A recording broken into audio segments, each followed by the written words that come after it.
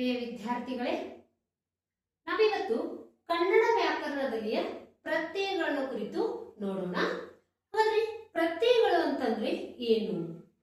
ಒಂದು ಶಬ್ದ ರಚನೆಯಾಗುವಾಗ, ರಚನೆಯ ಸಂದರ್ಭದಲ್ಲಿ ನಿರ್ದಿಷ್ಟವಾದಂತಹ ಅರ್ಥವನ್ನು ನೀಡಲು ಸಹಾಯ ಮಾಡುವಂತಹ ಕಾರಕಗಳಿಗೆ ಪ್ರತ್ಯಯಗಳು ಅಂತೇಳಿ ಕರಿತೇವೆ.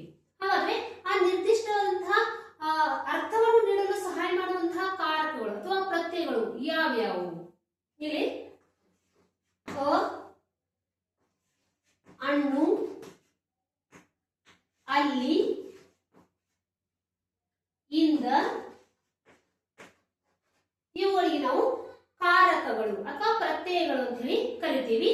ಇವುಗಳನ್ನ ಸ್ವತಂತ್ರವಾಗಿ ಉಚ್ಚರಿಸಲು ಅಥವಾ ಸ್ವತಂತ್ರವಾಗಿ ನಾವು ಶಬ್ದವನ್ನ ರಚನೆ ಮಾಡಲು ಸಾಧ್ಯ ಇಲ್ಲ. ಇದು ನಾಮ ಪ್ರಕೃತಿಯೊಂದಿಗೆ ಸೇರಿದಾಗ ಮಾತ್ರ ನಿರ್ದಿಷ್ಟವಾದಂತಹ ಅರ್ಥವನ್ನ ಕೊಡುತ್ತದೆ. ಹಾಗಾದ್ರೆ ಇಲ್ಲಿ ನಾವು ನಿಮ್ಗೊಂದು ಎಕ್ಸಾಂಪಲ್ ಕೊಡ್ತೀನಿ. ಮನೆ ಅಂತಕ್ಕಂತಹ ಒಂದು ನಾಮ ಪ್ರಕೃತಿ ಅಥವಾ ಮೂಲ ಪದವನ್ನ ತೆಗೆದುಕೊಳ್ತೀನಿ. ಇದಕ್ಕೆ ನಾವು ಯಾವುದಾದರೂ ಕಾರಕವನ್ನ ಸೇರಿಸಬಹುದು. ಆಗ ನಮಗೆ ನಿರ್ದಿಷ್ಟವಾದಂತಹ ಅರ್ಥವನ್ನು ಕೊಡುವಂತಹ ಶಬ್ದ ನಮಗೆ ಸಿಗ್ತದೆ. ಇಲ್ಲಿ ಮನೆ, ಇದರ ಜೊತೆ ನಾವು ಅಂತಕ್ಕಂಥ ಕಾರಕವನ್ನ ಇವಾಗ ಸೇರಿಸೋಣ. ಮನೆ ಪ್ಲಸ್ ಮನೆಯ. ಮನೆಯ ಅಂತಕ್ಕಂಥ ಒಂದು ನಿರ್ದಿಷ್ಟವಾದ ಅರ್ಥವನ್ನು ಕೊಡುವಂತಹ ಶಬ್ದ ನಮಗಿಲ್ಲೇ ಸಿಕ್ಕಿತು. ಇದು ನಾಮಪದ. ಇದಕ್ಕೆ ನಾವು ನಾಮಪದ ಅಂತ ಹೇಳಿ ಕರಿತೀವಿ. ತದನಂತರ ಮನೆ, ಈ ಒಂದು ನಾಮ ಪ್ರಕೃತಿಗೆ ನಾವು ಮತ್ತೊಂದು ಕಾರಕ ಅಣ್ಣುವನ್ನ ಸೇರಿಸೋಣ. ಮನೆ ಪ್ಲಸ್ ಅಣ್ಣು, ಮನೆಯನ್ನು. ನೋಡಿ, ಮನೆಯ, ಮನೆಯನ್ನು.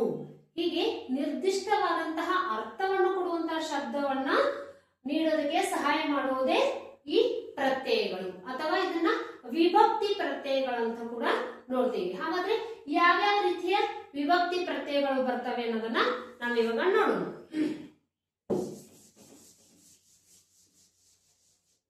ವಿಭಕ್ತಿ ಪ್ರತ್ಯಯಗಳು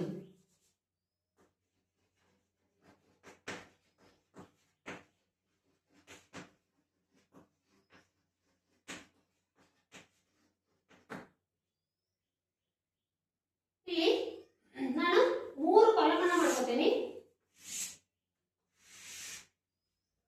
ಮೊದಲನೇದು ನಾಮ ಪ್ರಕೃತಿ ಅಥವಾ ಮೂಲ ಪದ.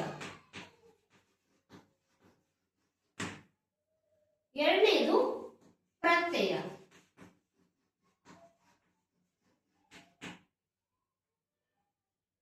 ಮೂರು ಇಲ್ಲಿ ನಾಮಪದ.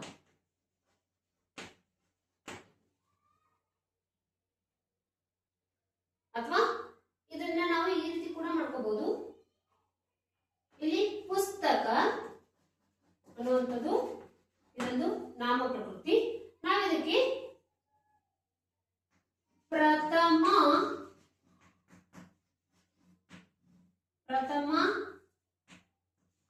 ಹೂ ಅಂತಕ್ಕಂತಹ ಪ್ರತ್ಯಯವನ್ನ ಸೇರಿಸ್ತಾ ಇದ್ದೀವಿ. ಈಗ ಇದು ಪುಸ್ತಕವು. ಹೌದಾ? ಪುಸ್ತಕ ಉ, ಪುಸ್ತಕವು ಪ್ರಥಮ ಉ. ಇನ್ನು ದ್ವಿತೀಯ.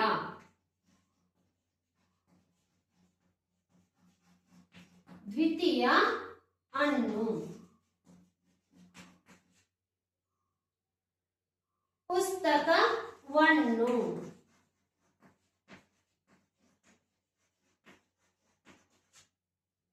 ಹೌದಾ? ಪ್ರಥಮ ಉ, ದ್ವಿತೀಯ ಅಣ್ಣು ಅಂದ್ರೆ ಮೊದಲನೇ ಪ್ರತ್ಯಯ ಉ, ಎರಡನೇ ಪ್ರತ್ಯಯ ಅಣ್ಣು. ಇನ್ನು ತೃತೀಯ. ತೃತೀಯ ಇಂದ. ತೃತೀಯ ಇಂದ ಪುಸ್ತಕದಿಂದ.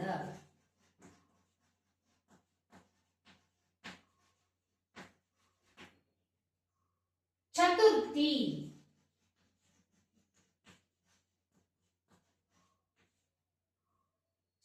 ಇಲ್ಲಿಗೆ 3 ಕಾರಕಗಳು ಬರ್ತವೆ. ಗೆ, ಕೆ, ಈಗೆ. ಹೌದಾ? ಇಲ್ಲಿ ಪುಸ್ತಕಕ್ಕೆ,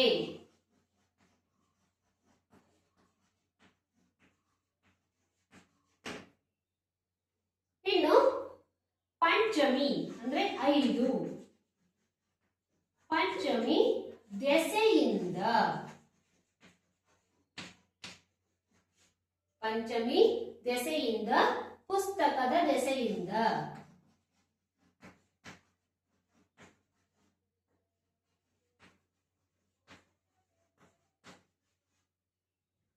ಪ್ರಥಮ ಉ ಪುಸ್ತಕವು, ದ್ವಿತೀಯ ಹಣ್ಣು ಪುಸ್ತಕವನ್ನು, ತೃತೀಯ ಇಂದ ಪುಸ್ತಕದಿಂದ, ಚತುರ್ಥಿ ಗೆ, ಕೆ, ಈಗೆ ಪುಸ್ತಕಕ್ಕೆ, ಪಂಚಮಿ ದೆಸೆಯಿಂದ ಪುಸ್ತಕದ ದೆಸೆಯಿಂದ. ಪ್ರಥಮ, ದ್ವಿತೀಯ, ತೃತೀಯ, ಚತುರ್ಥಿ, ಪಂಚಮಿ, ಷಷ್ಠಿ. ಷಷ್ಠಿ ಅ ಪುಸ್ತಕದ, ಪುಸ್ತಕದ, ದಲ್ಲಿ ಅ ಅಡಗಿದೆ. ದ ಅಂತಕ್ಕಂಥ ಸ್ವರ ನಮಗೆ ಸಿಗ್ತದೆ. ಸಪ್ತಮಿ, ಕೊನೆಯದಾಗಿ ಸಪ್ತಮಿ ಅಲ್ಲಿ, ಪುಸ್ತಕದಲ್ಲಿ.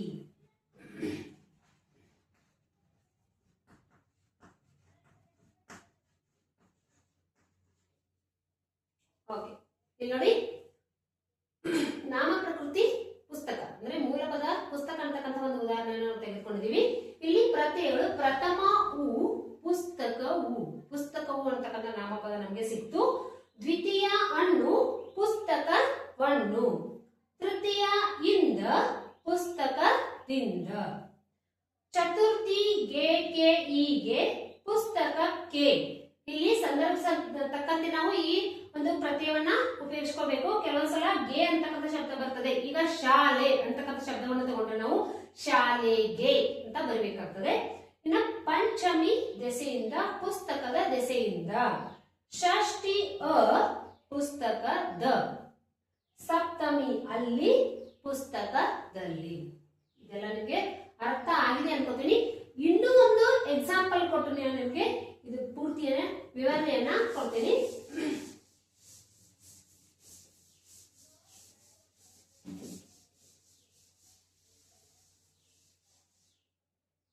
ಇಲ್ಲಿ ವಿಭಕ್ತಿ, ಹೌದಾ? ಆಮೇಲೆ ಇಲ್ಲಿ ಪ್ರತ್ಯಯ ಅಥವಾ ಕಾರಕ, ನಾಮಪದ, ಹೌದಾ? ಇಲ್ಲಿ ನಾವು ಶಾಲೆ ಅಂತಕ್ಕಂಥ ಒಂದು ನಾಮ ಪ್ರಕೃತಿ ಅಥವಾ ಮೂಲ ಪದವನ್ನ ತೆಗೆದುಕೊಳ್ಳೋಣ. ಶಾಲೆ, ಹೌದಾ? ಇಲ್ಲಿ ಪ್ರಥಮ, ಶಾಲೆ ಅಂತಕ್ಕಂಥ ಒಂದು ಶಬ್ದ ಅಥವಾ ಮೂಲ ಪದ ಅಥವಾ ನಾಮ ಪ್ರಕೃತಿ. ಇಲ್ಲಿ ವಿಭಕ್ತಿ ಯಾವ್ದು ಬರ್ತದೆ? ಪ್ರಥಮ. ಮೊದಲನೇದಾಗಿ ಪ್ರಥಮ ಉ, ಪ್ರಥಮ ಉ ಶಾಲೆಯು, ಶಾಲೆಯು. ಇಲ್ಲಿ ಉ ಅಂತಕ್ಕಂಥ ಶಬ್ದ ಅಡಗಿದೆ. ಪ್ರಥಮ ಉ ಶಾಲೆಯು. ದ್ವಿತೀಯ ಹಣ್ಣು, ಹೇಳಿ ನೋಡೋಣ. ವೆರಿ ಗುಡ್, ಶಾಲೆಯನ್ನು.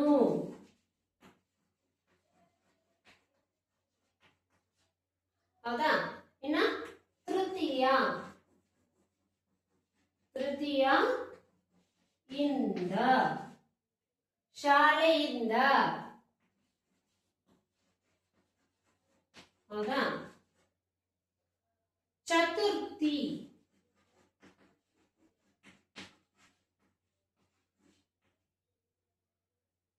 ಗೆ, ಕೆ, ಹೀಗೆ. ಹೀಗೆ 3 ಪ್ರತ್ಯಯಗಳು ಅಥವಾ ಮೂರ್ಖ ಕಾರಕಗಳನ್ನ ನಾವಿಲ್ಲಿ ನೋಡ್ತೀವಿ. ಇಲ್ಲಿ ನೋಡಿ, ಆವಾಗ ನಾವು ಚತುರ್ಥಿ ಅಂತ ಅಂತಕ್ಕಂತ ವಿಭಕ್ತಿಯಲ್ಲಿ ಪುಸ್ತಕ ಅನ್ನುವಂತಹ ನಾಮಪದಕ್ಕೆ ನಾವು ಯಾವುದನ್ನು ಸೇರಿಸಿದ್ವಿ? ಪುಸ್ತಕಕ್ಕೆ. ಅದರಲ್ಲಿ ಶಾಲೆಗೆ ಅಲ್ಲಿ ಬರುವುದಿಲ್ಲ, ಶಾಲೆಗೆ ಗೆ ಅಂತಕ್ಕಂಥ ಕಾರಕವನ್ನ ನಾವಿಲ್ಲಿ ಸೇರಿಸಿದ್ವಿ. ಪಂಚಮಿ, ಐದನೇದು ಪಂಚಮಿ ದೆಸೆಯಿಂದ, ಶಾಲೆಯ ದೆಸೆಯಿಂದ.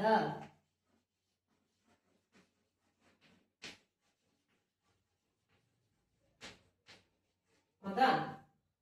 ಇನ್ನು ಷಷ್ಠಿ,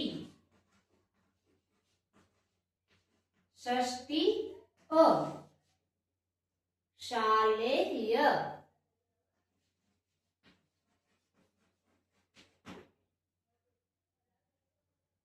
ಕೊನೆಯದಾಗಿ ಸಪ್ತಮಿ, ಅಲ್ಲಿ. ವೆರಿ ಗುಡ್, ಶಾಲೆಯಲ್ಲಿ. ಹೌದಾ? ಇದಿಷ್ಟು ನಿಮಗೆ ಗೊತ್ತಿರಬೇಕು. ಇದು ವಿಭಕ್ತಿ ಪ್ರತ್ಯಯ ಒಂದು ಚಾರ್ಟ್. ಪ್ರಥಮ ಉ, ಶಾಲೆಯು. ಇಲ್ಲಿ ಯಾವುದೇ ರೀತಿಯ ಮೂಲಪದ ಅಥವಾ ಯಾವುದೇ ರೀತಿಯ ಒಂದು ನಾಮ ಪ್ರಕೃತಿಯನ್ನು ನೀವು ಸೇರಿಸಬಹುದು. ಈವನ್ ನಿಮ್ಮ ಹೆಸರಿನಿಂದ ಕೂಡ ಇದನ್ನ ನಾವು ರೆಡಿ ಮಾಡ್ಕೋಬಹುದು. ಯಾಕಂದ್ರೆ ಪ್ರಥಮವು, ಫಾರ್ ಎಕ್ಸಾಂಪಲ್ ಈಗ ಹುಡುಗಿ ಹೆಸರು ರಾಧಾ ಅಂತಿದ್ರೆ ಪ್ರಥಮವು ರಾಧೆಯು. ಒಂದು ಪ್ರಯತ್ನವನ್ನ ಮಾಡ್ತೀರಾ? ಇವತ್ತೆಲ್ಲರೂ ನೀವು ನಿಮ್ಮ ಹೆಸರನ್ನ ನಾಮ ಪ್ರಕೃತಿಯನ್ನು ತೆಗೆದುಕೊಂಡು ಈ ಒಂದು ವಿಭಕ್ತಿ ಪ್ರತ್ಯಯ ಚಾರ್ಟ್ ಅನ್ನ ರೆಡಿ ಮಾಡಬೇಕು. ಮಾಡ್ತಿರಲ್ಲ? ಓಕೆ. ದ್ವಿತೀಯ ಅನ್ನು, ಶಾಲೆಯನ್ನು. ತೃತೀಯ ಇಂದ, ಶಾಲೆಯಿಂದ. ಚತುರ್ಥಿ ಹೀಗೆ ಶಾಲೆಗೆ. ಪಂಚಮಿ ದೆಸೆಯಿಂದ, ಶಾಲೆಯ ದೆಸೆಯಿಂದ. ಷಷ್ಠಿ ಅ, ಶಾಲೆಯ. ಸಪ್ತಮಿ ಅಲ್ಲಿ, ಶಾಲೆಯಲ್ಲಿ. ಇದಿಷ್ಟು ಪ್ರತ್ಯಯಗಳನ್ನ ಕುರಿತು ನಾವು ಇವತ್ತಿನ ತರಗತಿಯಲ್ಲಿ ನೋಡಿದ್ವಿ. ಇದಿಷ್ಟು ನಿಮಗೆ ಅರ್ಥ ಆಗಿದೆ ಅಂತ ನಾನು ಭಾವಿಸ್ತಾ ಮುಂದಿನ ತರಗತಿಯಲ್ಲಿ ಮುಂದಿನ ವಿಷಯದೊಂದಿಗೆ ಮತ್ತೆ ಬರ್ತೀನಿ. ಧನ್ಯವಾದಗಳು.